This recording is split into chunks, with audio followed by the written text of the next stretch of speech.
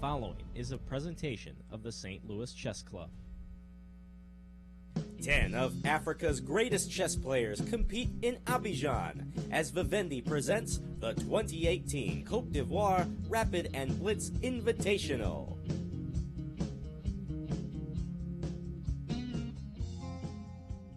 Hello chess fans, and welcome back to St. Louis for something a little bit different. My name is Ben Simon, and I'm joined this time by Grandmaster Robert Hungaski. Hey Ben. Hello everybody. His live streaming debut. This is going to be a lot of fun. It is. I'm pretty nervous too. So I hope it's going to be a lot of fun. Yeah, it'll be a great time because we are presenting a tournament remotely today. This is a tournament in Abidjan in the Ivory Coast. We have 10 of the best players from all of Africa, and they have converged to show their skills in quick chess. It's a mixed format tournament styled after the Grand Chess Tour, and it's all presented by Vivendi in collaboration with Kasparov Chess Foundation Africa and KCF Francophone, as well as the St. Louis Chess Club. So this is going to be a lot of fun. I can't wait. Yeah. Now, we are presenting 90 minutes of coverage each day. 2 rounds today have already been played as far as rapids go, but we'll get to that whenever we look at the format a little bit later on. But let's take a look at the names and see who'll be playing in this tournament.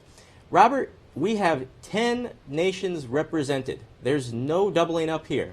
And there you can see on the left, based on the FIDE ranking, their Africa rank on the entire continent. This is a very strong field. What stands out to you? Well, first of all, like you said, seeing such diversity in terms of representation in a tournament makes it tournament true to its international nature. Sometimes you hear about like the World Series, but it's usually like all U.S. teams. Here, we're seeing 10 players from 10 different countries, and of course, what stands out the most is the #1 seed, Amin, heavy hitter. Absolutely. I mean, and we look at the rating on the right side. You'll notice that we are using the universal rating system for this event.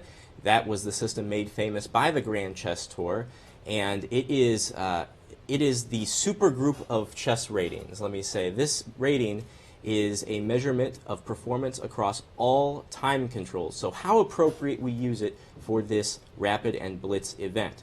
And by any metric, you will see, FIDE, universal rating, anything else, that Amin is about 200 points higher than his #2 in any metric. So that's amazing. Yeah, and it's also worth pointing out that Amin is the first player in African history to cross that 2,700 FIDE rating barrier. Now we see that the universal rating system is also pretty close.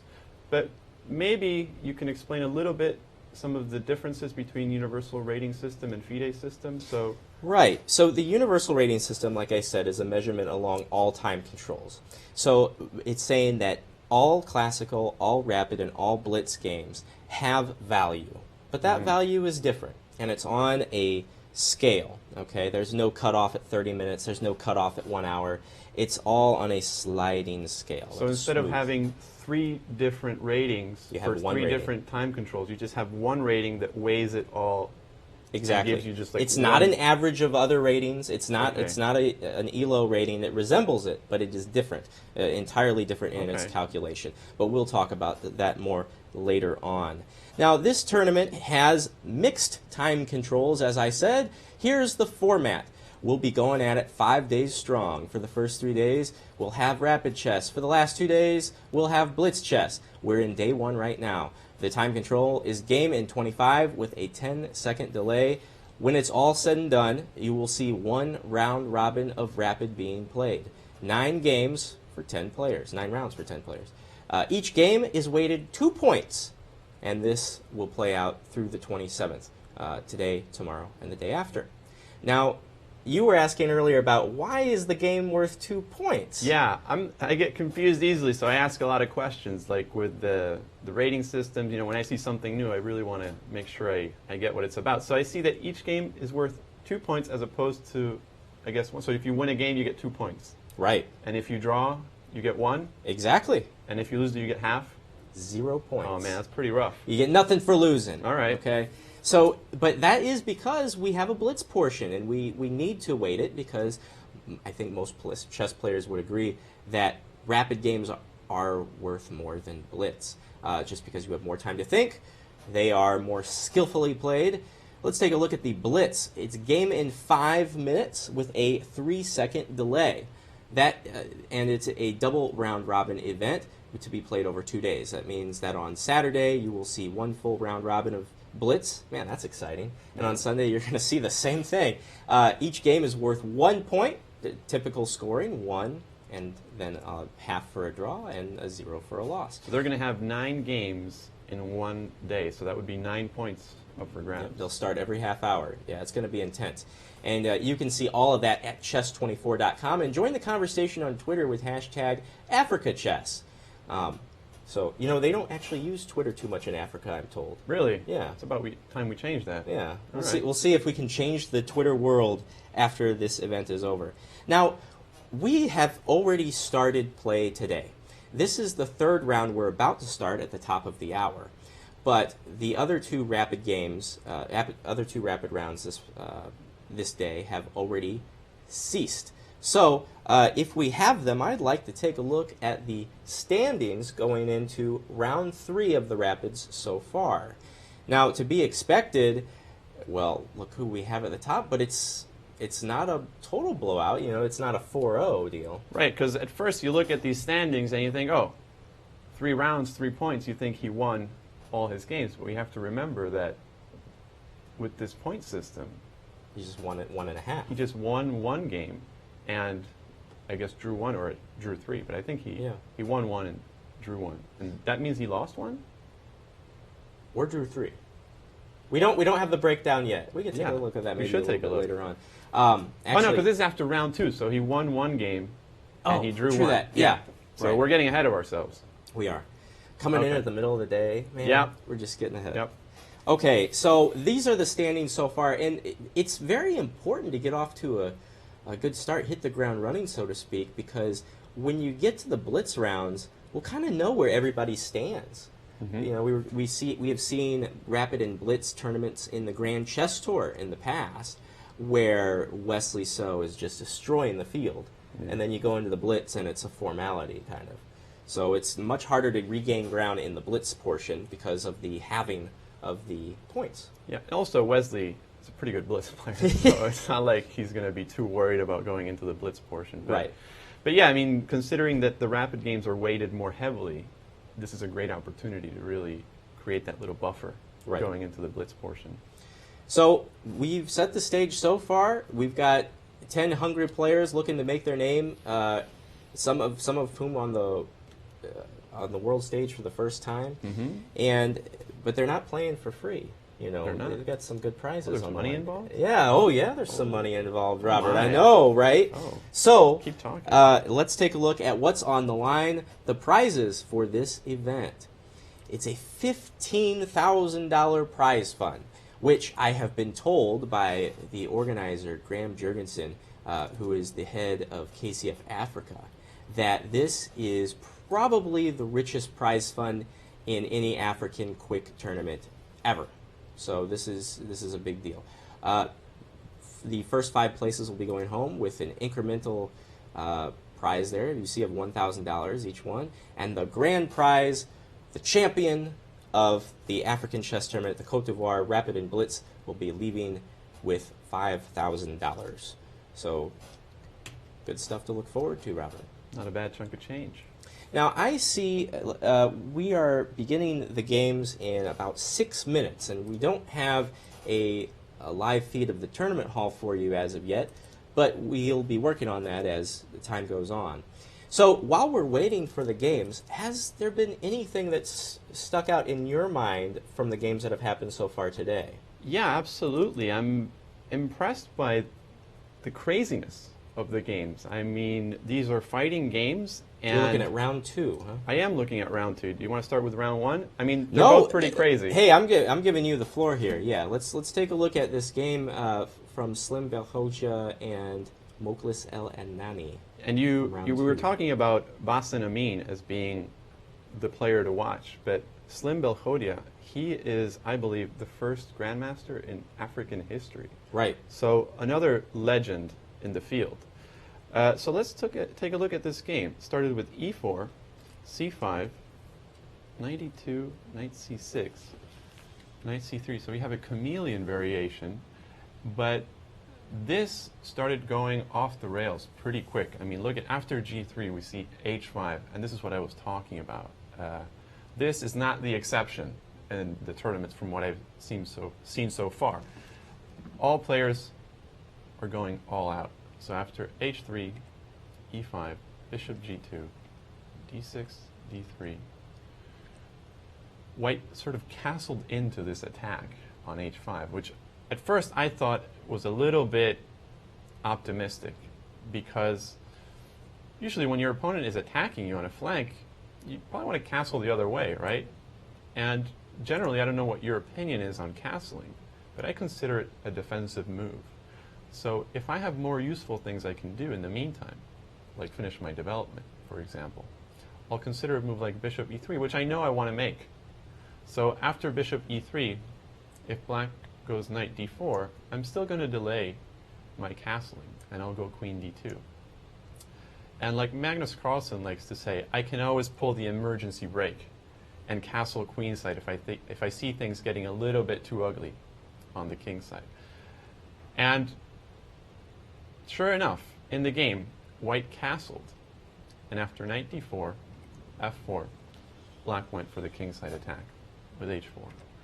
g4, and guess what happened here?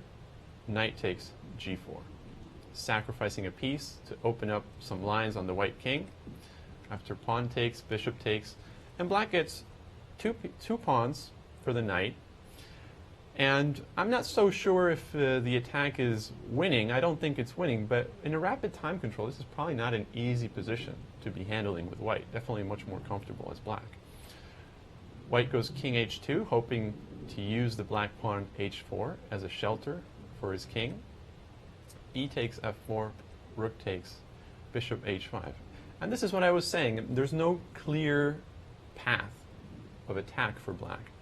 But black can just hold the position and count on the problems that white's going to have with his king safety as a long-term issue. Usually we don't think of an attack as having long-term prospects, but I think that's what we see here. So after bishop e3, g5, rook f1, bishop f6. So now this bishop's coming to e5, and we see that these pawns on h4 and g5, along with this bishop coming to e5 and the bishop on h5, are kind of slicing through the board and making life very uncomfortable for this king on h2. Would you be worried if you were white? I would be very worried, yes. Like I said, I generally like to delay castling as long as I can, because I, for one, do not care for being attacked. Some players, they enjoy the complications. They'll gladly take the piece and, wiggle around for 10 or 20 moves and then come out a piece ahead and win the game. Larry Evans was famous for this type of approach. He would just take everything you put in front of him and then use his defensive resources to outplay you and eventually keep the material and win. So after bishop takes, c takes, knight d5, bishop e5, I think this position, aside from having an attack, you have pretty reasonable positional compensation as well, because you have the bishop. Whoa, what happened? That went too fast. Yeah. So after bishop e5, you have this beautiful bishop on a central outpost. You have the bishop pair, and you have this possibility of a kingside pawn storm. So I think already white is in a little bit of trouble here. After h3, it's pretty clear that white can't play bishop takes h3, because bishop takes e2, queen takes e2, and rook takes h3, and we get our piece back. So we're going to be forced. Oops, what happened here? Oh, that's actually what happened. Interesting. So white decides to give back the piece, I guess, in order to establish some light square resistance here. Rook takes f7. Ah, okay. So this was the big idea. Give back the piece, but maybe try to expose the black king as well. So now, after king takes f7, we go queen f1, and we see this queen is going to get back the rook. And we said that bishop on e5 was nice, but this knight on d5 doesn't look too shabby either. So black throws in this in-between move, rook g3. And I think this might have been what white missed. Because now, after you play king f2, king takes f7, we don't have that check and queen takes rook anymore. Queen h5, king g7, and rook h1. Yeah, I don't know. Maybe there was a mistaken calculation for white. Maybe he thought that after rook h1 he had some devastating attack with queen h7, but it looks like everything's protected here. And after queen h8, white doesn't have any checks, and he's forced to trade pieces or retreat. Usually not a good choice to have to make. So now after knight e7, takes, and rook f8, I mean, this position is just hopeless, right? Black is up a rook, and white soon resigns. So now after g4, white resigned. I thought this was an interesting game to start the day off, because it's representative of the essence of this tournament. I think everybody's going all out. Everybody wants that $5,000 prize money, and they are not afraid to get their hands dirty. It's crazy. There's been some crazy things we've seen so far today, and that was a big victory for Mokhlis El Adnani, the highest-rated international master in Morocco. So it is just after 1800 hours in the Ivory Coast, or on the Ivory Coast. I got to check the grammar on that. So we are underway for round number 3, and you can join us at chess24.com and see the games and the famous thermometer of the evaluation. So please join us at chess24.com. So let's get underway here with our top seed. Yep, so we have... well, first let's take a look at the pairings. So these are the games you will be seeing in round number 3. Okay, so what game would you like to talk about first, Robert? Well, what do you say we start with the Arthur Kayonde Amin Bassem game? Bassem Amin, yeah. Bassem Amin, as Amin black Bassem. against Arthur Kayonde. Yep. Yeah, that sounds great. Let's Yeah. take a look at that. Our top seed, you know, if it's basically, who do you pick to win this event? Amin or the field? You know, that's got to be the poll, right? I mean, just telling it like it is. This guy is the #1 player in all of Africa. Of course, the reigning African champion as well, officially, Bassem Amin. So let's take a look at that game, Robert. All right. Okay. So, there we go. So we have round number 3. Amin playing as black and going for the Nimzo Indian. So again, an aggressive opening against which white counters with e3. Now I think this is one of the most aggressive setups to play as white as well against the Nimzo Indian. Usually what white is aiming for is a position with an isolated queen pawn, which can usually give you some great attacking prospects. For example, after a move like castle, c takes d, ed, dc, bishop c. Now, there have been countless games played in this position, and some people believe the isolated queen pawn is a weakness, others believe it to be a strength. It really depends on the case, but I think if you're gonna come across a strong isolated queen pawn, it's going to be in these kinds of positions. So I do think white has great attacking potential here. But in this game, white chose a different approach. He went for knight g to e2. And the idea of knight g to e2 is to avoid a doubling of the pawns on c3.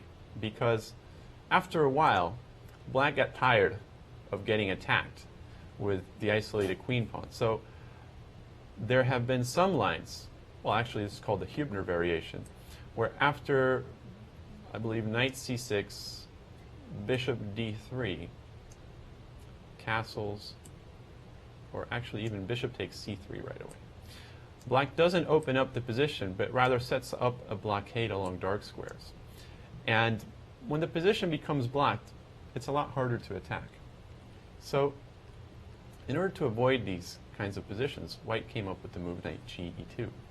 Obviously, the idea is that if you ever go bishop takes c3, I go knight takes c3, and my pawns are immaculate.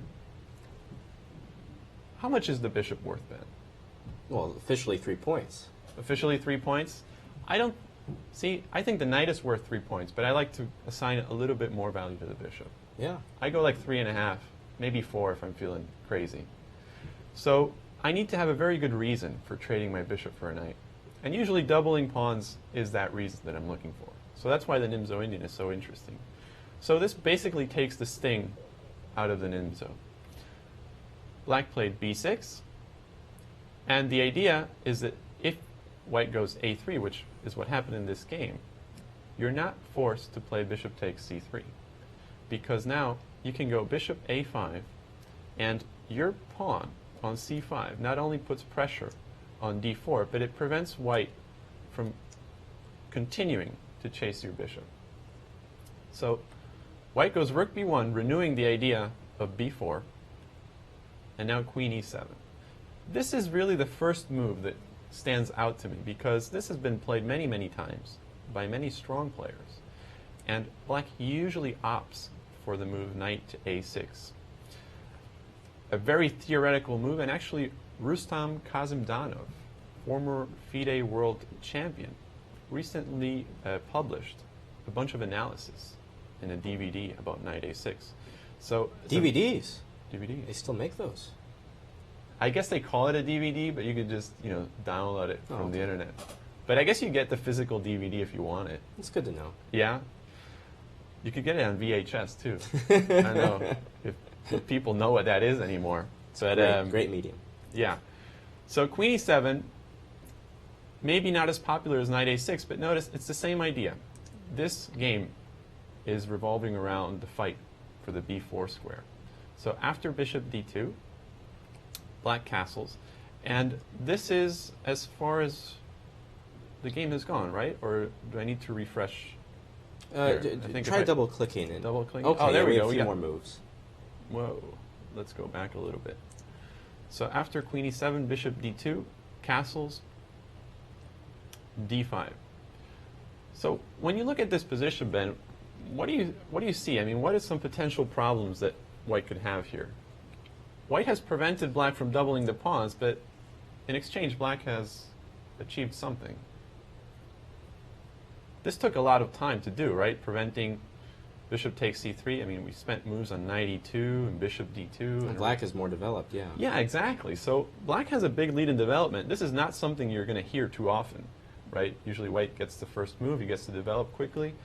But here, white spent a lot of moves on addressing issues on the queen side, and the king side has been somewhat neglected. So white played d5, which doesn't really address the problem of the bishop on f1. Now, we could try to go something like g3, followed by bishop g2 and castles, and I think that's what white has in mind. But he's hoping maybe that with d5, after e takes d5, there's a tactic trapping this bishop on a5. Again, if white can make b4 work, the stakes are going to be pretty high for black because he's going to lose a bishop. So the idea is that after c takes b4, a takes b4, bishop takes b4, rook takes b4, sacrificing the exchange, queen takes b4, knight takes d5. Now, this position looks pretty interesting because we gave up an exchange, but now our dark square bishop that seemed like it wasn't doing much on d2 is going to get activated along the a3 f8 diagonal. So for example, if we simply retreated our queen to the square d6, bishop b4 looks pretty annoying, right? Skewer. Yeah. Nasty skewer. And the thing is, the queen doesn't look too comfortable here. Where is our queen going to go? We can't go to c6 because of knight e7. And Royal fork. The skewer morphs into a fork. And if our queen has to go really far away, then we're going to get our kingside pawn structure completely destroyed, and then white is going to get his exchange back anyway. So this looks like a very interesting idea that white has played, a very interesting sacrifice. I guess you could even call it a pseudo-sacrifice, because we don't, I mean, it looks like we're going to get our exchange back. Maybe black has to try something, could try something like queen b2, but I'm not sure that's going to change much if we just go bishop c3. You might have to play queen a3 and run into this fork as well. So at the moment, the game went, I think the game stops at knight d5, and it's black's move. The rest is our analysis. So we'll see how that game progresses. Should we move on to a different game? Absolutely. Let's check it out. We have 5 different games going. And remember, this is a rapid time control. So game in 25 with a 10-second delay. Who knows what it'll look like at the end of the round. Yeah. And from what I've seen so far, all the positions look complicated. So it's a wide open round for everybody. All right. So we're going to be taking a look at 5 Rakota Maharo. Right now, the number 2 junior in all of Africa. He represents Madagascar, but he lives in Paris, France. There's 3 players in this tournament who actually live outside of the nation that they're representing. So he is one of them. Taking on David Silva of Luanda, Angola, a triple African junior champion. So 2 juniors going at it right here in round number 3. So we might be witnessing the future of African chess here. Sure. Right? Why not? All right, so let's see how this game went. So d4, knight f6, knight c3. Already white playing some mind games here, because we start off with d4 and you're expecting c4, but now white is saying all of a sudden we might transpose into an e4 opening. And this could be kind of unpleasant for black, especially if you don't play the perk as black. Finding yourself playing a perk when you're not expecting it, it's not the way you want to start your day. So against knight c3, black has to do something in the center. The other option to prevent e4 would be d5. But c5 is perfectly fine as well. And after d5, d6, e4, g6, we're still going to get a perk-like position. Bishop b5, bishop d7, and a4. White's idea is to make it hard for black to develop his queen side, saying, okay, if you want to develop your queen side and you want to make the d7 square available for your knight, you're going to have to take on b5, but then you're just going to open up the a file for me and activate my rook for free. So also, if you chase me away, I'm not going to take on d7 and help you speed up your development. I'm just going to drop back, and now it's not going to be easy for you to untangle this knight and bishop situation. You might even end up having to play something like bishop c8 in order to play knight d7. So black said, I'll deal with that later. Let me just get my kingside development finished. Bishop g7, knight f3, castles, h3. h3 is a very important move, because if white is aspiring to get an advantage here, he's going to have to make it hard for black to achieve this queenside development that he so desperately wants. And the problem if we play a normal move like castling, notice again how I like to delay castling. I think castling is a passive defensive move, so if there are more useful things we can do, we can keep castling in our back pocket. And here it would allow bishop g4. And this would pretty much solve black's queenside problems, because now we have a place for the bishop and we've made room for the knight. We can even choose to put the f knight on d7 and the other knight coming to a6 and c7, and then we can try to do some queenside expansion with a6 and b5. Look at all those arrows. Isn't that confusing? I did that on purpose. I think I can follow that. Yeah? Yeah, this is the knight hopping around there. So h3 aims to take the g4 square away from black. Queen a5, bishop d2, a6, and bishop takes d7. So this is a move that looks a little bit odd to me. My gut reaction here would be to retreat this bishop, maybe to d3 or e2. But since I've played h3, I don't have to be afraid of the pin. I can just go to d3. And again, I'm just guided by this very simple idea. Let's make development hard for our opponent. In the game, white went bishop takes d7, knight takes d7. And I mean, how bad can this be for black, right? We got all our pieces out. We have a decent pawn structure. We didn't have to give up the bishop pair, like when we go bishop g4, bishop takes f3. I think black's position looks pretty decent. The only thing black's going to have to be careful with is the e5 pawn break. So if white can prepare this, for example, with moves like rook e1, bishop f4, and e5, maybe we can even include the move bishop h2 to tuck this bishop away, make sure it doesn't get traded off. But if we get e5 in, black might have some problems. So this is the only thing that black should be concerned about. Rook b8, rook e1, and I think white is on to this idea. Try to push e5. Knight e8, okay, I like this move. Again, fighting for control over e5. Rook a3, rook c8. So rook a3, weird looking move, right? Just putting your rook on the a3 square, but it reminds me of a kind of move Karpov would make. We see that aside from controlling e5, black might be toying with the idea of playing b5. And if black goes b5, we'll go a takes b5, a takes b5, and the a file will become open. So white is getting ready to fight for the open file in case that opens up.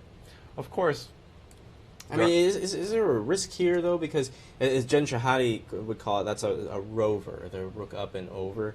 But it looks like it's kind of boxed in there. I mean, are you certain it'll work? I mean, if it doesn't work, it looks like you've just got your rook in a really horrible spot, right? Well, I actually like rook a3 a lot, because if we ask ourselves, is the rook on a3 worse off than it was on a1? Could we really, honestly say that it is? I mean, what was it doing on a1? On a3, not only are we preparing to fight for the a file, but who knows, we might even get to play rook b3 and put a little bit of pressure on this pawn on b7 as well. So I think rook a3 is this type of multi-purpose move, and that's the trademark of a good move, a move that doesn't just focus on one thing, but can actually swing over, like you said, the rover, can actually swing over to the b file. And it frees up our bishop too, so we don't have to be worried about bishop takes c3 doubling our pawns. Rook c8, so black realized b5 might have been a little bit too optimistic. Bishop f4, and e5 is in the works. c4, and this is where we're at. So the position looks, I think, fairly balanced, but I think white has a slight pull here, just because white's position is much easier to play. I mean, we know that e5 could come at any moment. We don't want to rush it, because I think if white plays e5 here, it will lead to a lot of piece trades that are probably going to favor black, right? If we just trade everything on e5, it's going to make life easier for the side with less space. That's just a general principle, that when you have less space, you want to trade some pieces. So here, we could defend e7 with moves like king f8, or maybe rook c7, preparing knight d6, and black has a pretty good grip on the position. I mean, once this knight gets to d6, let's not forget d6 is a pseudo outpost.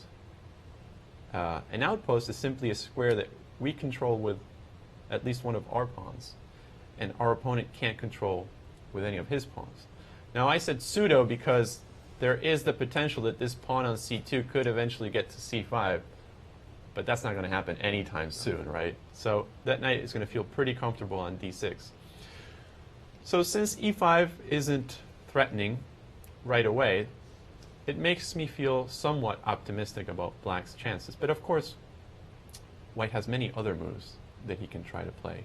I mean, one move that comes to mind is a5, trying to create a clamp on the queen side. Maybe follow up with queen e3, maybe rook a4 and start putting some pressure on c4 as well. I would rather play white, but there's a lot of play left in this position. Should we move on? Yeah, sure. Yeah, Maybe the okay. players have just under 20 minutes left, it looks like, on average. All right. So let's what see. do we have next? Oh, the Nigerian player, Oladapo Adu. He is actually the first international master from all of West Africa, the entire region. Really? Yeah, he's taking on one of the most well-known players in this event, the South African Kenny Solomon, who's actually the only grandmaster in that country. Kenny Solomon resides right now in Italy, so coming back to Africa to try to show what he's worth in this event. So let's take a look at what has gone down so far. All right, let's do that. So e4, e5, knight f3, knight c6. We get a Ruy Lopez. You don't see the Ruy Lopez that often. Well, never mind. I was just going to say everybody plays d3 and then he played d3. I haven't seen a classical Ruy Lopez in years, probably. I guess the Marshall Gambit is just too strong. So d6, and I like this approach by black. One of the main weapons that white has at his disposal in this d3 line is if black overexpands on the queen side too soon. For example, after bishop b3, bishop e7, let's say castles. White is going to play a quick a4 and try to get you to advance your pawns as much as possible on the queen side. And then maybe with a move like a5, start taking advantage of some of these weak squares. Maybe with moves like knight d2, knight c4, and get some active piece play on the queen side. So Grandmaster Kenny Solomon, very aware of this, is delaying this move b5 so as not to give white a target on the queen side. Castles, g6, rook e1, bishop g7, c3, castles, knight b2, and b5. So maybe now it's a little bit different because white has already played c3 and knight d2. So after the move bishop b3, black might be ready to expand on the queen side, as opposed to before where white was jabbing at his pawns so quickly that black just had to advance his pawn forward. Here, after bishop c2, c5... Well, why wouldn't the bishop just go to c2 straight away if the knight could come to a5? Doesn't that just lose a tempo? Well, it does, but it lures the black knight to the rim. And generally, you know, we hear that the knight on the rim is dim, or grim. Or grim, yeah. Or yeah. other words that rhyme. Yeah. Good words. Or slim. Yeah. I don't know if that Slim, makes any he's sense. in this tournament too. Yeah, Slim is playing. Yeah. But the idea is to lure the knight to a5 and then go bishop c2, hoping that this knight is going to be eventually misplaced. Also, if black decides, say, hey, I'll just leave my knight in the center, the bishop is more active on b3 than it is on c2 because it puts pressure on the f7 square, and on this diagonal in particular. Whenever we see black fianchettoing kingside, we should think that eventually his idea is going to be to play something like f5 and attack us. So this is going to make that a little bit harder. So black played knight a5 anyway, bishop c2, and c5. And this is actually starting to resemble a classical Ruy Lopez Chigorin variation. The difference is that black has castled kingside, so that might give him some additional, maybe kingside attacking possibilities. Knight f1, rook b8. So notice what I was saying before. If white plays a4, we're by no means forced to weaken our kingside with a move like b4. We can probably just go something like bishop d7 and then play queen c7, complete our development, connect the rooks, and then go about preparing this f5 move. So in the game, white played knight f1, rook b8, bishop g5, h6. And what do you think of this bishop g5 move? We said that black is trying to play for f5 anyway, so you would think that h6 is going to be a useful move for black because it's going to control the g5 square. Maybe it's going to allow me to go king h7, move the knight, go f5. Not only that, it seems that after h6, white is intending to give up the bishop for a knight. And we already said, and I think You don't do that. we agree, right? I That agree. the bishop I is agree worth with you, more than the yes. knight? Okay, good. Yes. So when we give up a bishop for a knight, we need to get something in return. Usually that means, like in the Nimzo-Indian, damaging our opponent's pawn structure.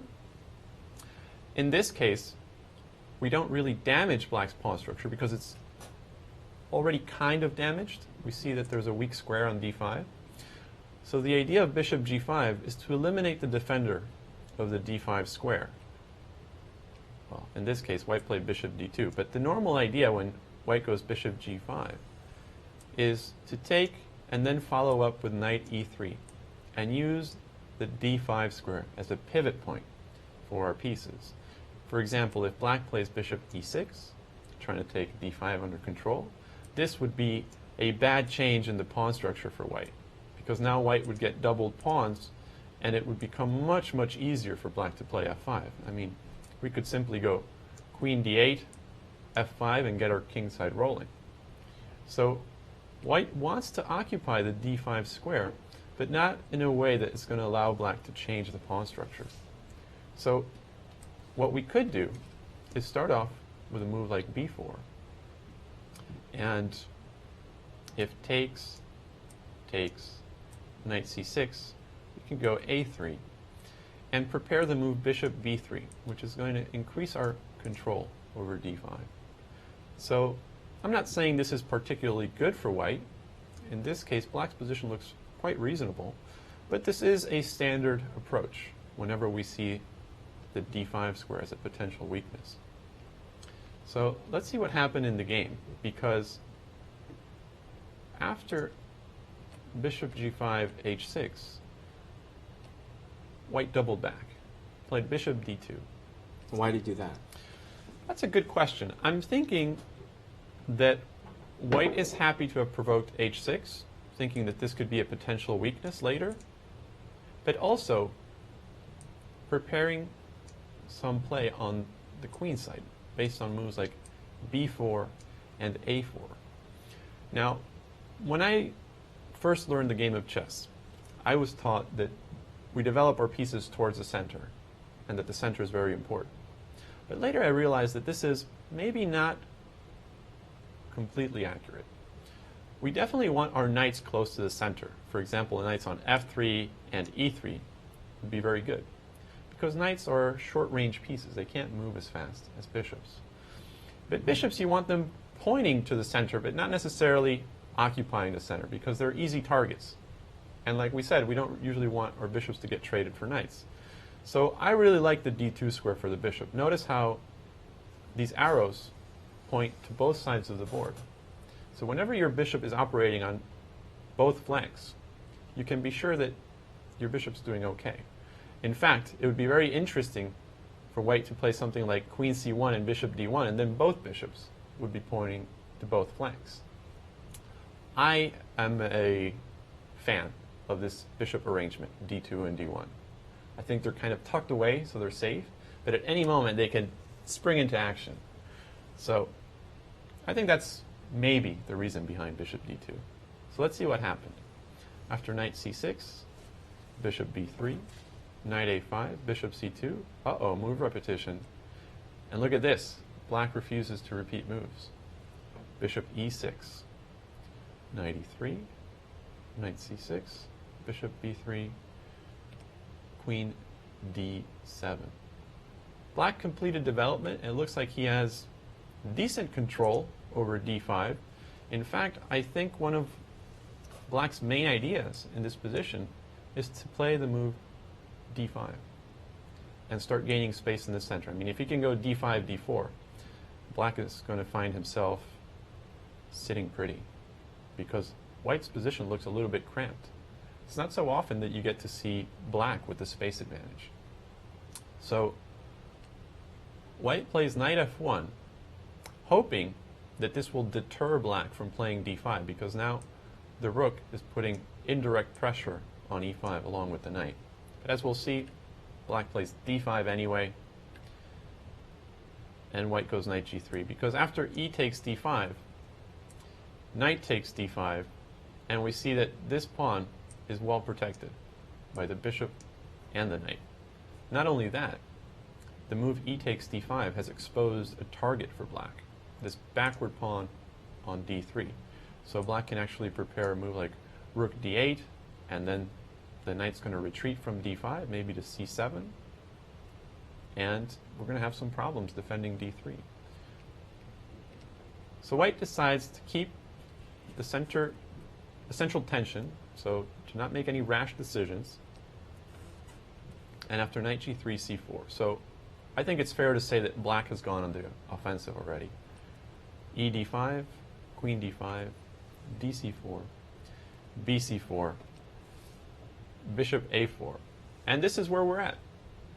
I think that black has played very ambitiously, but it's not entirely clear to me what's happening here, because maybe black thought he could take this pawn on b2, but after bishop takes c6, queen takes c6, knight takes e5,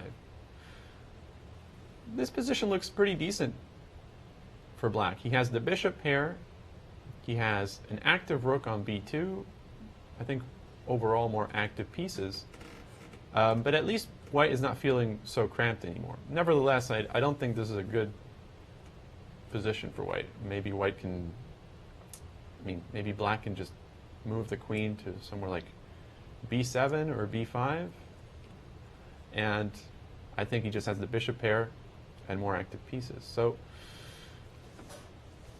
this game is looking good for black. I think it's looking good for Solomon, but he is at about half the time that Adu has. And in a rapid game with just a 10-second delay. That's a good point. I didn't notice that, yeah. You know, things can happen. But yeah, right now, I agree with you totally. These quicker time controls, you got to think of the clock as an extra piece, you know. You get in terrible time pressure, it's like you're down a piece. So, and the worth of it always changes. That's true. So it's pretty dynamic. Might be a queen. Yeah. Especially because we don't have increment in this tournament. No increment, yeah, it's all delay. So this is based after the Grand Chess Tour Rapid and Blitz events. And actually, just earlier this year, last month, we saw the events in Leuven, Belgium, and Paris, France. The first legs of the Grand Chess Tour. Later on, actually just in a couple of weeks, we're going to have the St. Louis Rapid and Blitz. This is going to be the same format, everybody. You know, so of course you can check that out at grandchesstour.org. But right now it's all about chess24.com and this Rapid and Blitz event from the Ivory Coast. So while we're still making our way down the line, I think we have 2 more games to glance at before we start digging in. Mokhlis El Adnani versus Arthur Segwani Wanyi.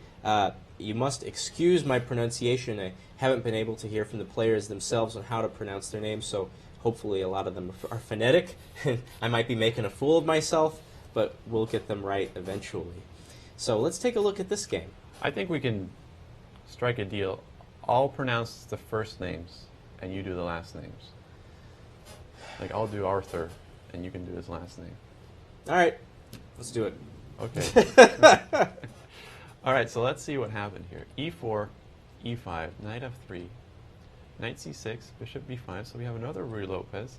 And now the Cosio variation. Some people actually call this the Aronian variation. Really? Yeah. And Aronian has been playing this a lot.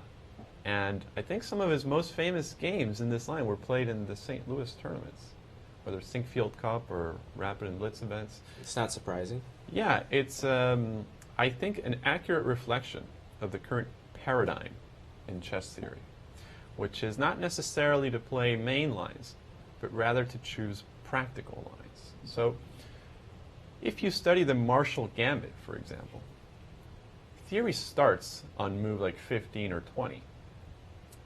So there are so many things that can happen beforehand. So you could be starting the Marshall Gambit for hours and hours, and you would maybe get like 1 or 2 games a year. But if you study knight g7, you're just cutting through all that theoretical red tape, you know, to get to the line that you study. So this is a very practical move. There is an incredible value, sort of an untapped resource, how useful it is to actually get the position that you study, as opposed to it being like an excellent position. It's much better to just have like an equal game that you understand really well than an advantage in a position that's a total mess. So that's my impressions on the current state of opening theory. So white goes c3, g6, d4, takes, b5, bishop b3, bishop g7. Notice, again, we see this bishop retreating to b3 as opposed to going to c2 in one move. We are not troubled by the fact that black can gain this free tempo, quote unquote, because after bishop c2, this knight on a5 might not be doing so well. Knight on a5, sorry. So black goes bishop g7, d5, and notice how white actually provokes knight a5. After d5, knight a5, bishop c2, d6. Now we start seeing some of the potential problems with this knight on a5. It's not quite dominated yet, but it doesn't have an easy way to retreat back to safety. So a4, bishop d7, knight d4, b4, b3, castles, and rook a2. Does this seem like a weird position to you? Well, yeah. Usually positions with the rook on a2 is a weird position. Yeah, this looks pretty weird to me too. It seems like white is making some unnatural moves. I mean, he hasn't developed his queen side yet, hasn't castled, and he's making moves like rook a2. Well, obviously, this diagonal should be a concern. So getting the rook out of a1 unpins the knight on d4. But I think it also highlights a problem that black might have in this position, and that is these two knights. Not just the knight on a5, but also the knight on e7 look misplaced. And when you have misplaced pieces, it's hard to take advantage of your opponent's lack of development. So white can afford himself to make this rook a2 move, because this knight on e7 is blocking the e file, so we can't really take advantage of the king on e1. And this knight on a5 seems to be dominated by the white pawns. It can't go to c4, can't go to c6. I mean, it can go to b7. It's probably going to have to go to b7 and try to get to c5 at some point. That would be a huge improvement for black. So maybe this is black's idea. There we go. Knight b7, castles, h6, bishop b2, and knight c5. So this is where we're at in the game. I think black has radically improved his position in the last couple of moves, because this knight was dominated on a5, but now on c5, it's again on a pseudo outpost. So it's technically not an outpost, because white does have the potential to play b4 at some point. But again, this is not going to happen anytime soon. The only other issue for black to solve here is this knight on e7. And I think he intends to do this by either playing f5, taking on e4 and going knight f5. But this might also weaken the e6 square. The other way would be, this is it, right? Yeah. The other way would be to go g5 and bring the knight to g6.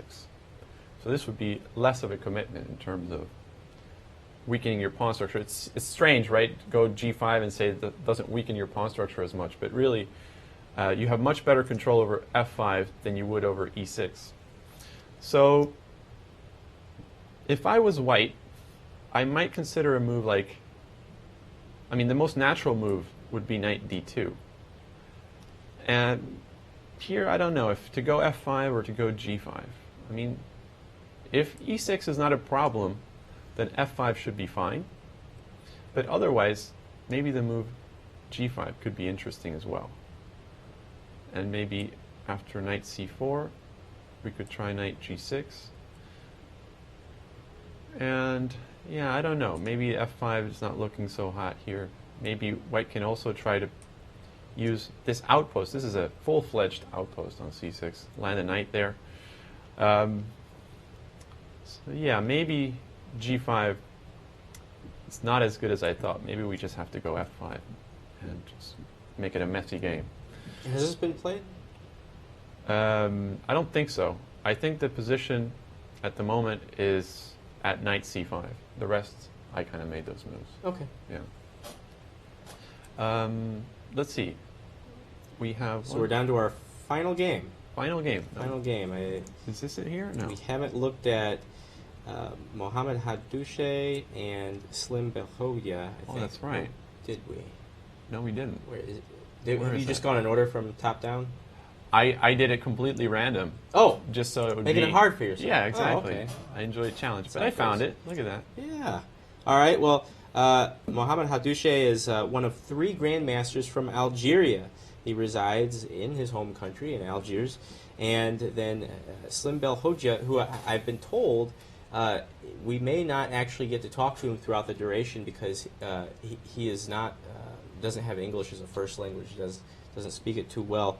But who knows? He might be able to. He's Africa's first grandmaster and the only grandmaster currently from Tunisia, and he lives in Paris. So let's take a look at what we've had so far. All right. So we have another e4, e5. This seems to be like the current trend against e4. Just man-on-man coverage, e4, e5. We have a Philidor defense. E takes, queen takes d4. So the main move here is knight takes d4. And I think what black usually goes for is something like this. And the reason I want to go into this line is because one of my favorite openings is black.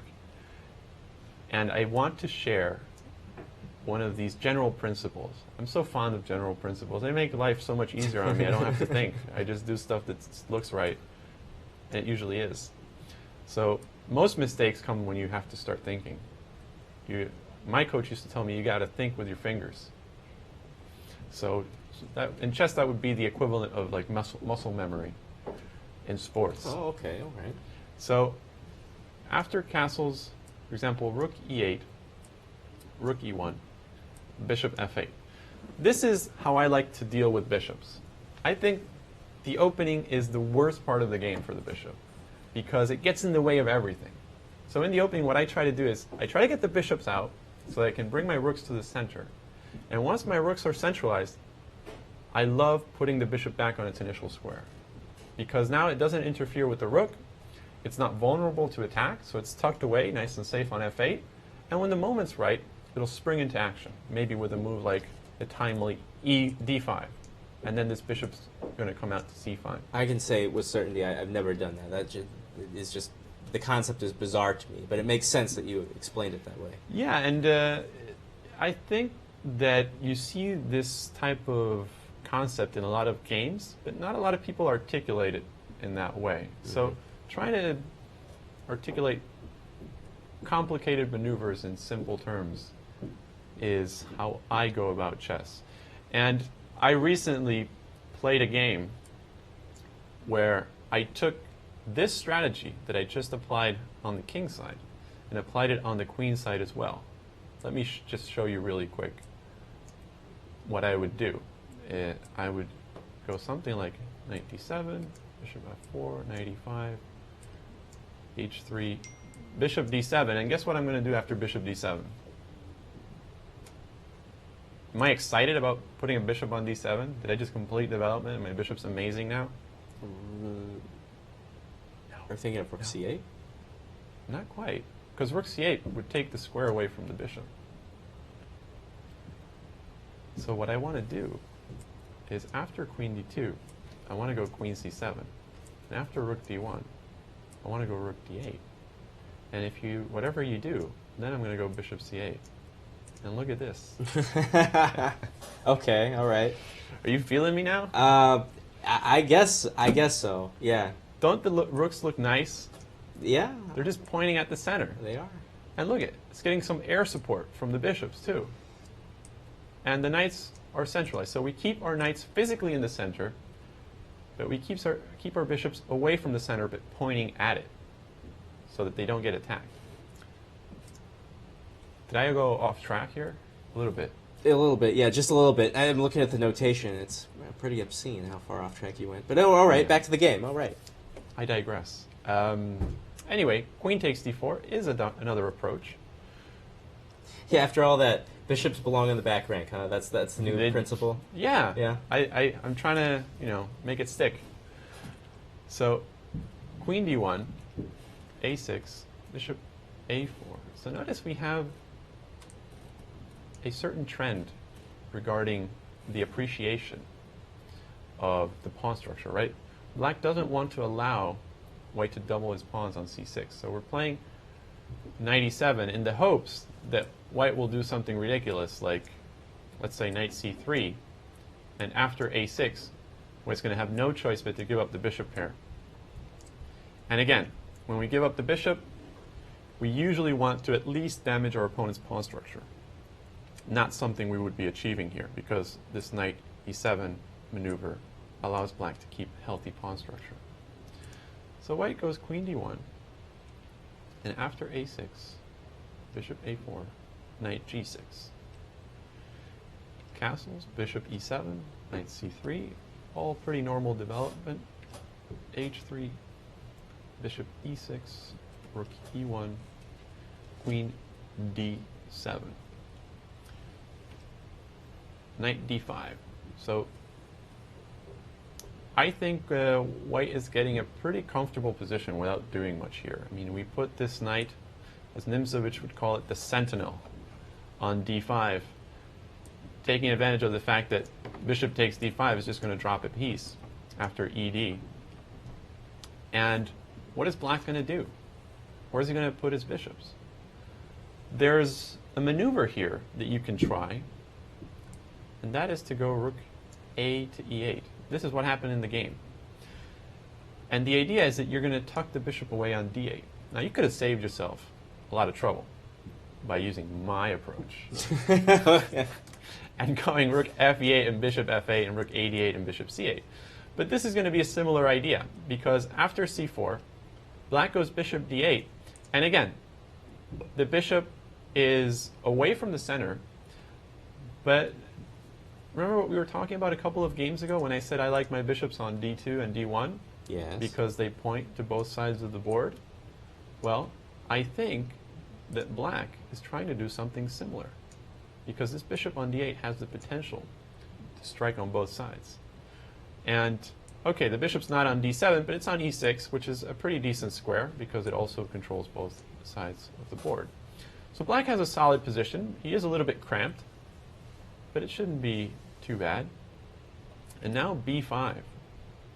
Okay, so now that black completed his development and all his pieces are more or less defended, he goes for these complications. And the idea is, if you go c takes b5, I'm going to go knight takes d4. And after queen takes d4, I get my pawn back. And I start pushing your pieces back as well. Notice, for example, after bishop b3, I can start kicking your knight out. And look at this bishop. It didn't look so hot a couple moves ago, but all of a sudden, we get that payoff. There it is. Yeah. So coast to coast. Very interesting play by black. White took on c6, and after queen takes, pawn takes, pawn takes. And I'm actually starting to like black's position, because white is still underdeveloped. And his bishops, this might sound strange, seem to be doing worse than black's bishops. If anything, this bishop could actually drop back to d7 because it's in the way of the rook. And from d7, it's going to do an even better job than it's doing from e6. So after bishop b3, queen d7, bishop e3, and c6. So this bishop on d8 is playing a key role. Knight c3, I'm guessing knight b6 would be a terrible move, because I can just trap your knight. You don't want to do that, right? So knight c3 and bishop a5. Look at this. That's how you use your bishops. Queen c2. And what are my feelings on bishop takes c3? Okay.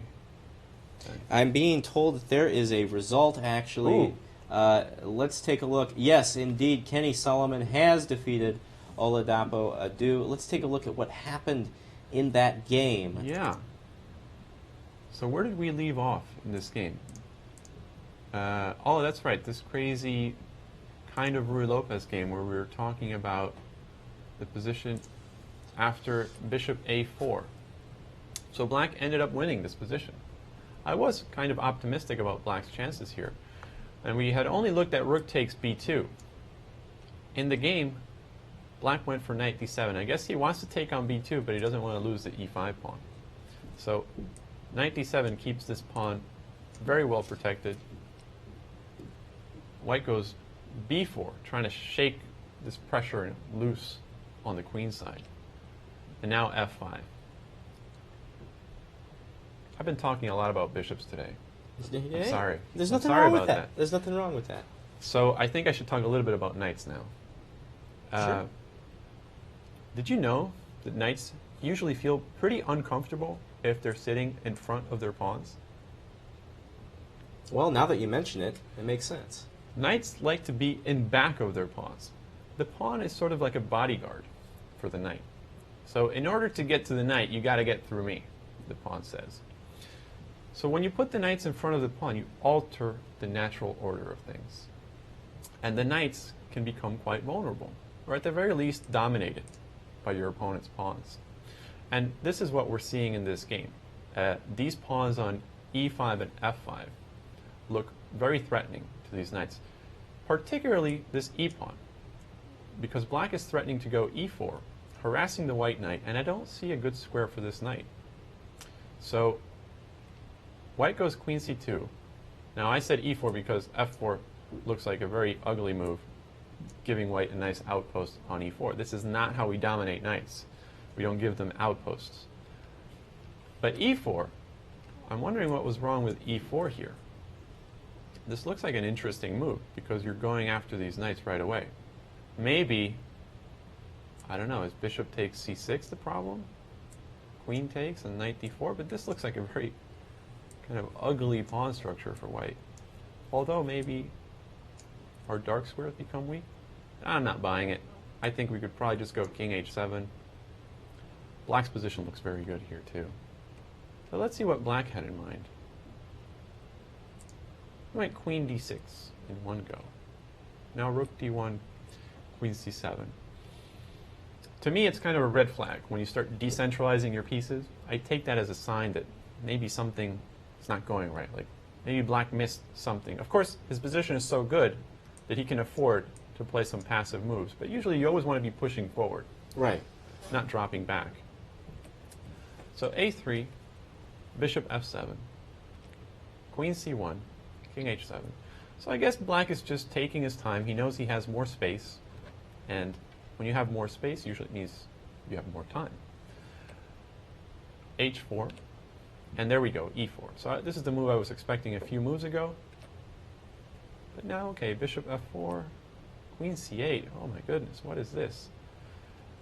I guess if if black wanted to prepare even more, he could have thrown in a move like rook d8 at some point so that bishop f4 wouldn't win an exchange. But maybe black had something else in mind here.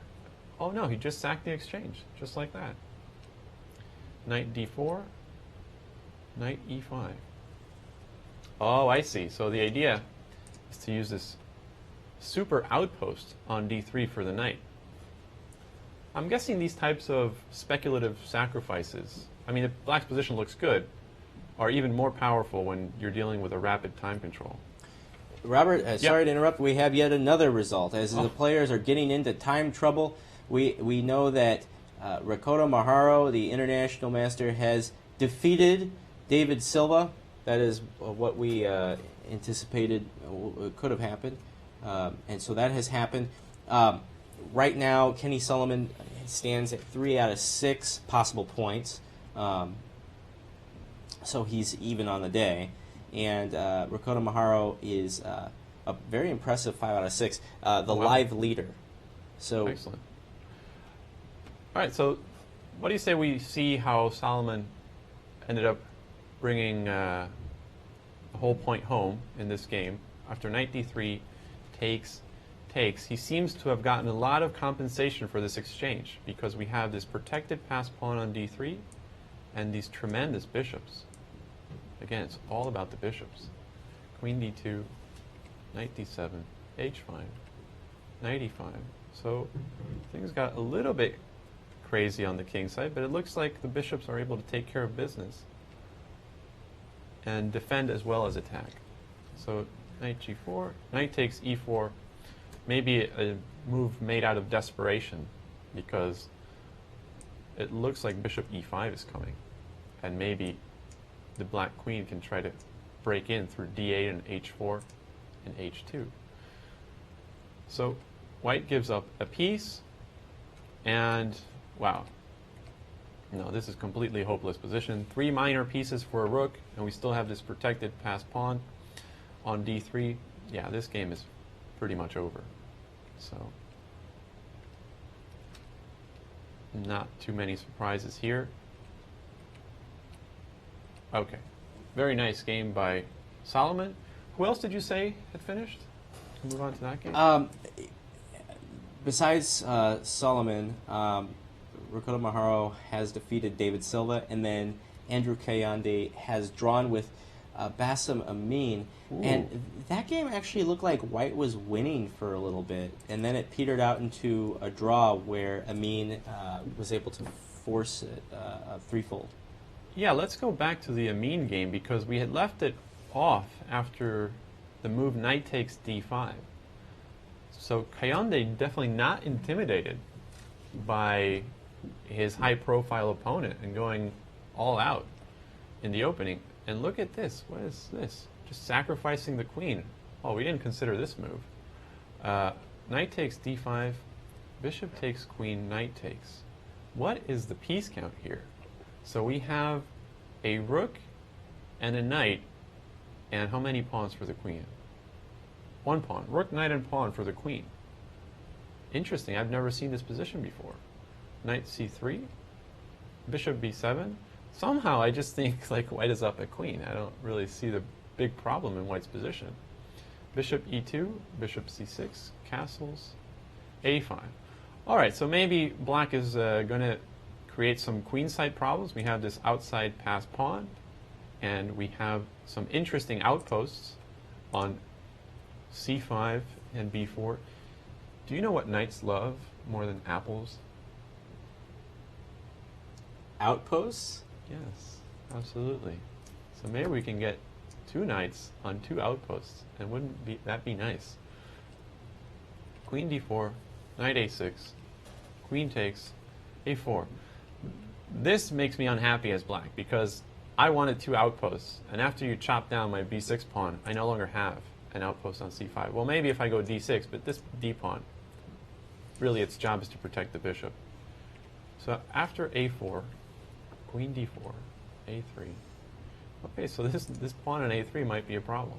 Rook b8, bishop b3, knight c7, rook a1, knight e6, queen d6. Now you mentioned that white might have been winning in this game, and white's position definitely looks quite intimidating.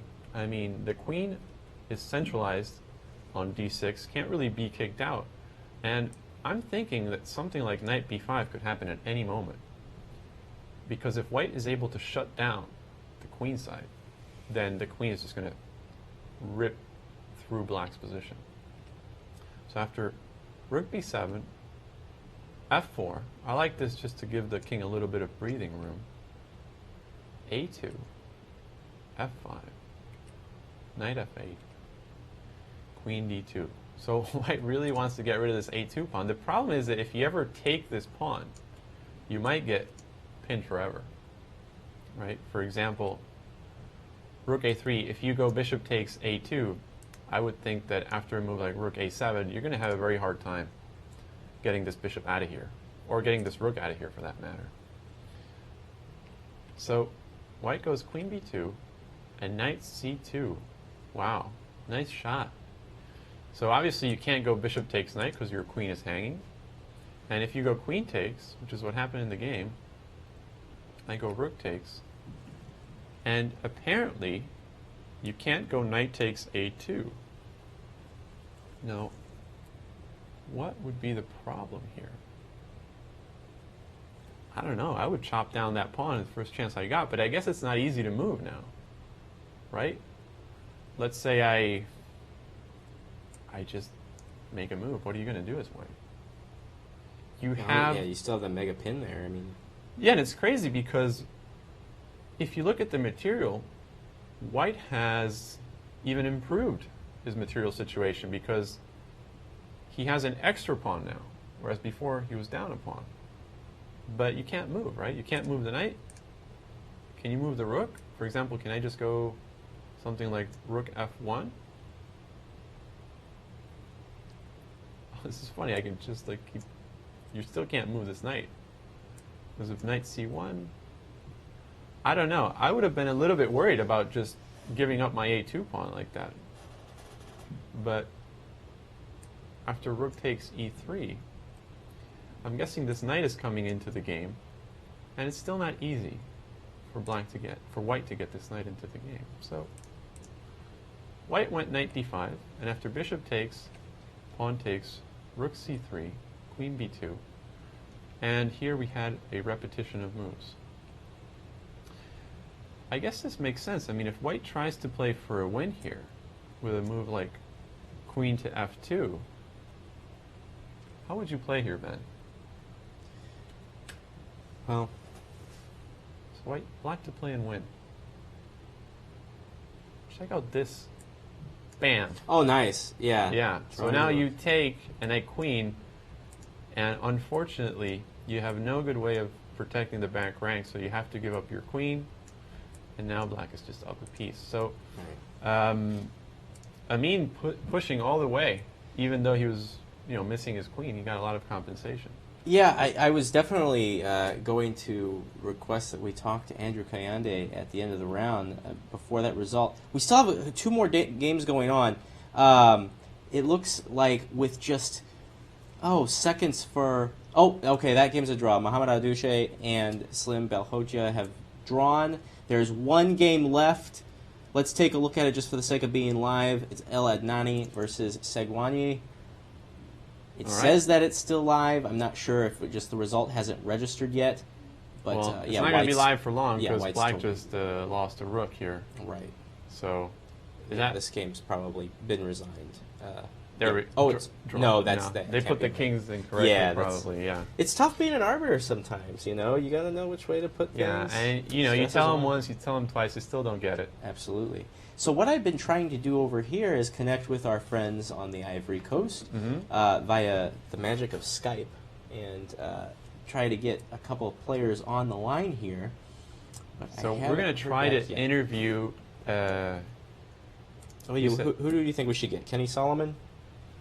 Kenny Solomon would be good. I would also be interested in hearing what Kayonde felt during his game against Amin, because that was a crazy game. I want to know if that exchange sacrifice was something he had prepared or if he just thought of it on the fly.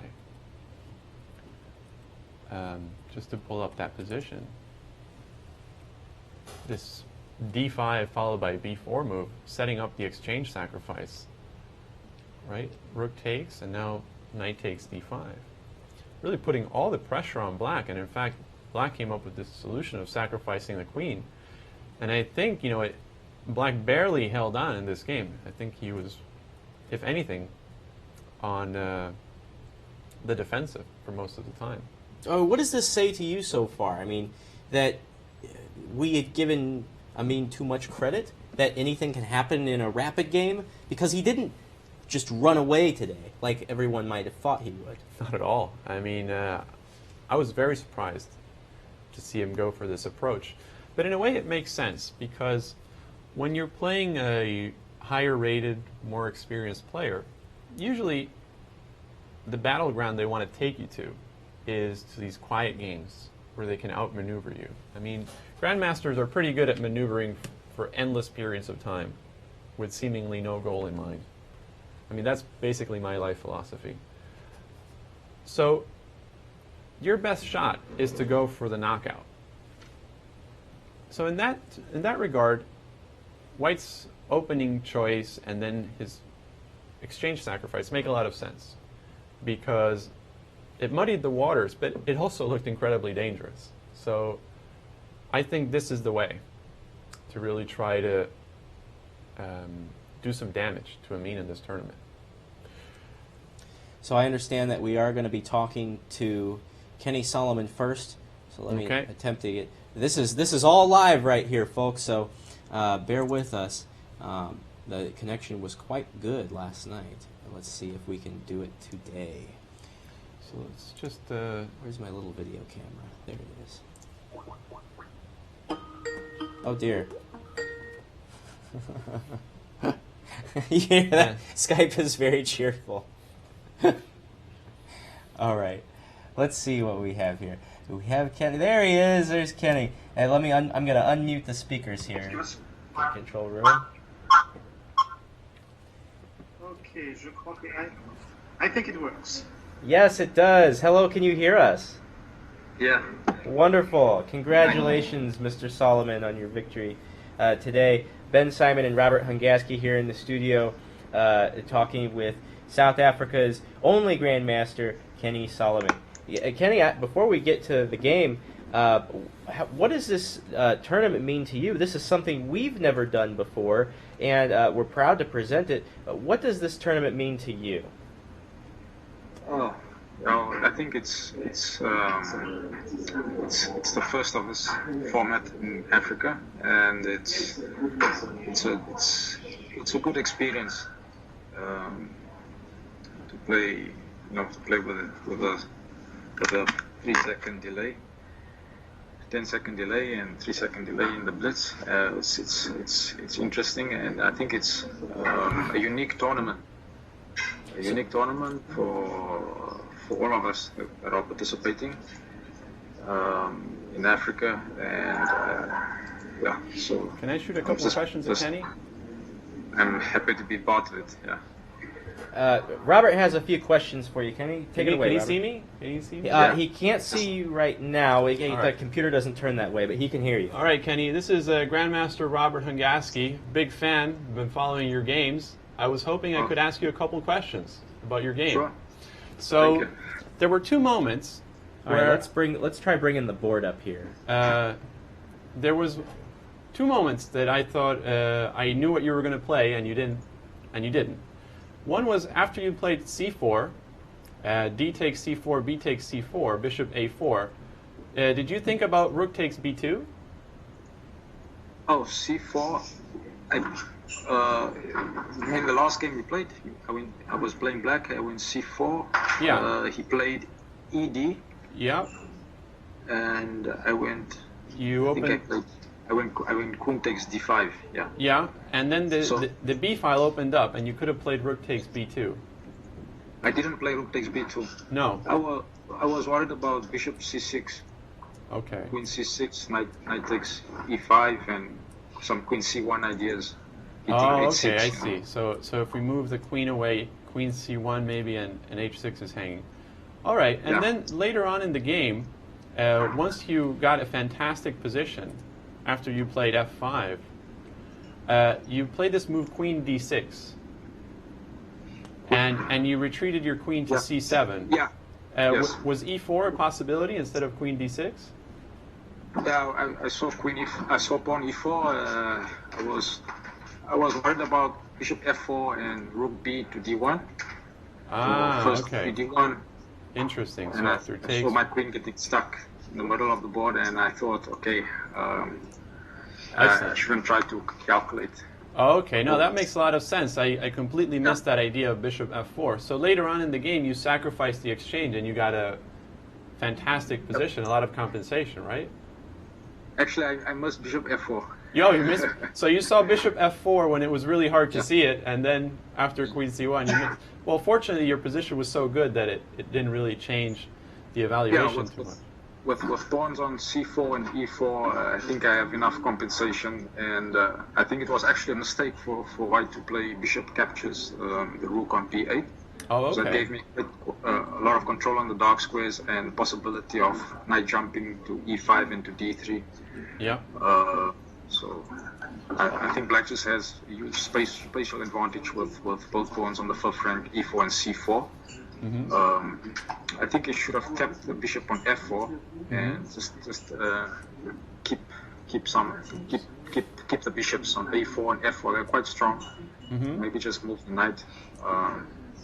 Yeah, I think the last few moves it got a bit messy in the time scramble, but I managed to activate my knight on b8 to d7 and eventually got it to d3. Yeah. I think once it got to d3, I think I have enough compensation. Yeah, At I least. definitely It's agree. not that- All right, well, congratulations on a very nice game, and good luck in the rest of the tournament. Thank you so much. All right. Thanks. All right, that's Grandmaster Kenny Solomon. We'll have another guest in here shortly.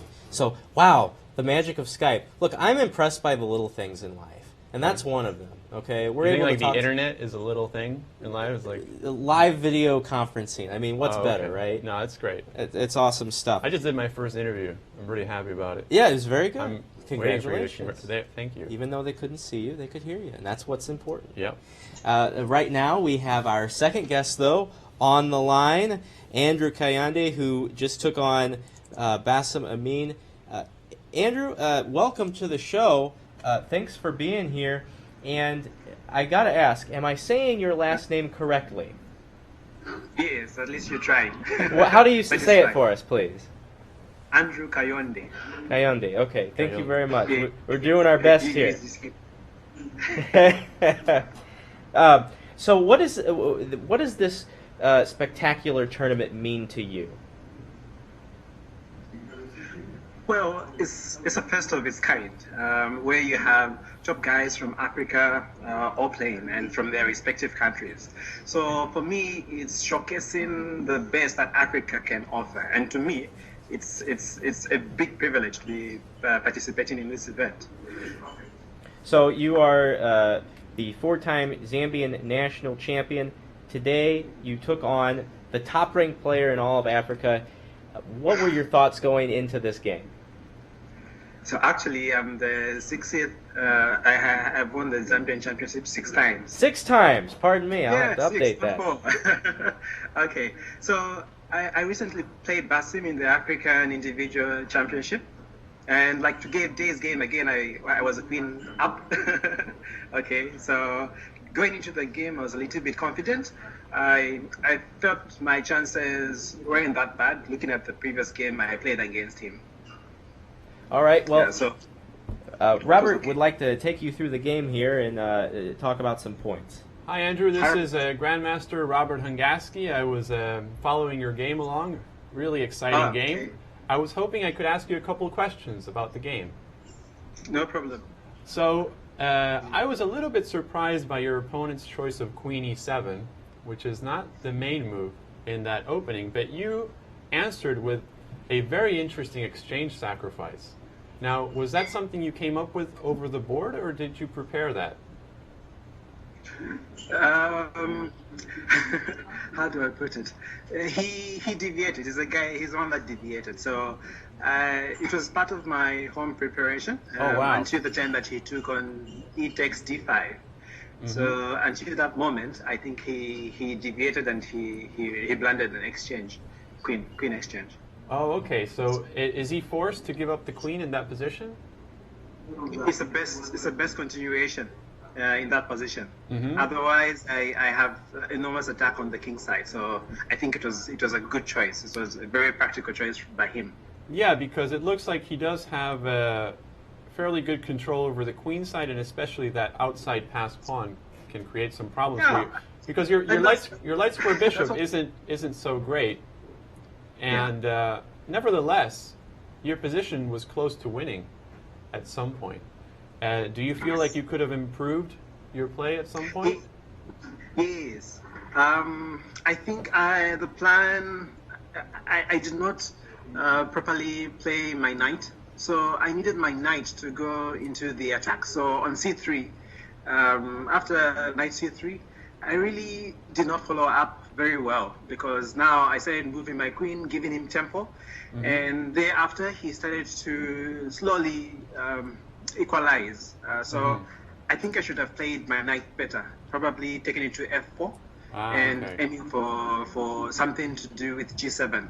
Okay, so for example, if knight f4, and let's say he goes bishop b7 like he played in the game, you would still play bishop e2 and Yes. and castle, and then you go queen d4 and knight h5, something like that, right? Yes, yes. Okay, yeah, that seems interesting because let's say like bishop c6, castles, a5. Now queen d4, you're saying that aside from the pressure on b6, you also have some nasty ideas on the king side with knight h5, threatening checkmate. Yes. So that's a very interesting improvement. Okay, and after you played knight c3, the game went on. It seemed like your opponent was able to finish his queenside development and push that outside passer. Was there any other moment in the game where you felt like you could have pressed harder? My initial plan for knight c3 was to take the knight to d6. Okay. So knight c3, knight b5, knight d6 was what I initially wanted to do. Mm-hmm. But something made me change. I really don't understand how I deviated. I thought I was better taking the pawn. So it was just I went for an inferior plan. Yeah. So knight b5, knight d6, and with an idea of knight f5 if Oh, okay. So you're trying to aim for the king side again, because the interesting thing is if he takes on b5, then after c takes b5, this knight on b8 is out of the game, right? So he has to let your knight get to d6. Okay. Exactly. So maybe instead of queen d4, we have knight b5. So we have a couple of different ways that I think would have given white at least some very real winning chances there. Yes. Okay, and then afterwards, things got a little bit crazy, I guess, in time trouble, because it seemed like you could just easily capture that a pawn, but all of a sudden there were these back rank tactics, and this knight and bishop on c3 and a2 were poorly coordinated. So your opponent found a nice move repetition there. All right. Correct. Well, it wasn't quite a win, but I think it was still a great game. Congratulations and good luck in the rest of the tournament. All right. Thanks, Robert. All right. Thank you very much. And that's live Skype from Hotel Tiama in the Ivory Coast. And that was International Master Andrew Kayonde, That the was. 6-time Zambian national champion. Don't And you forget it. Kayonde, not Kayende. Kayonde. All right. Gotta work on that. Yeah. So we have had a nice opening day of rapid chess. 3 rounds are in the books, and if we have it, I'd like to take a look at our standings after our first day of play. Now remember, each game was worth 2 points. The Blitz games later on, in the 4th and 5th days, will be worth only 1 point. So if these scores look inflated, it's because they are. They're going to work with the Blitz games later on. So what do you make after this first day? We have a 3-way tie for first. Well, I'm surprised that Amin is not part of that 3-way tie Right. for starters. So that just tells us that, there might be some very dangerous players that we might not have considered before this tournament started.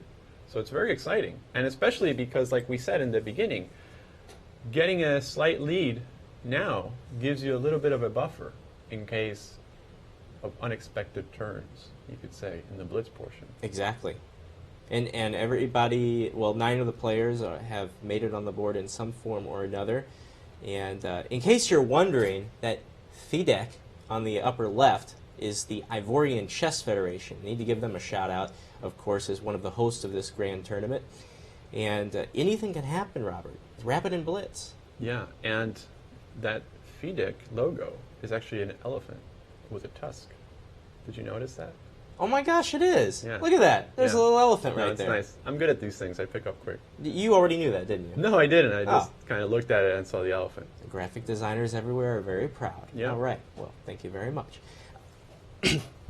So the first day has ended, and we're gearing up for 4 more days of play.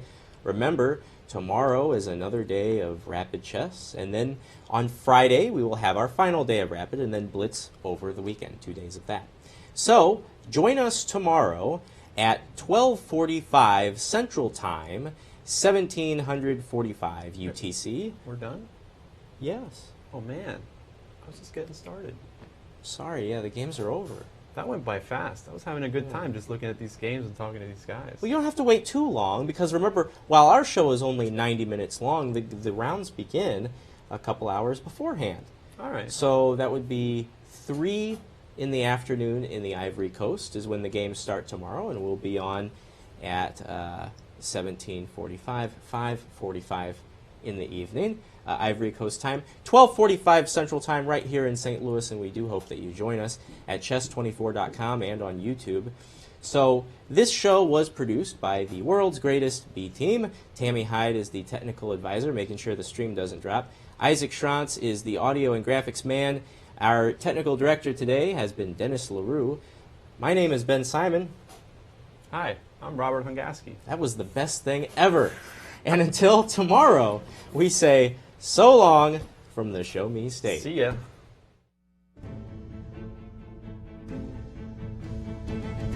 This has been a presentation of the St. Louis Chess Club.